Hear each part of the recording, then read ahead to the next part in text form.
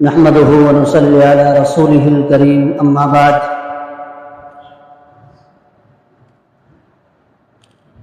سب سے پہلے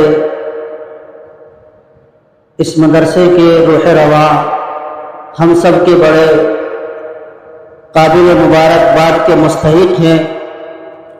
اور اس کے بعد یہاں کے تمام اساتذہ مولانا سہیل اپنی پوری ٹیم کے ساتھ قابل مبارکباد ہیں، اور تمام طلباء جنہوں نے اتنی محنت اور کوشش کے بعد اتنے سارے مسائل ذہن نشی کیے کہ اگر یہ کہا جائے کہ ایک مفتی کو ان کی بے حد ضرورت پڑتی ہے اور ہر موقع پر اس کو ضرورت محسوس ہوتی ہے، لیکن ان اساتذہ کی اور محترم صاحب کی محنت اور ذہن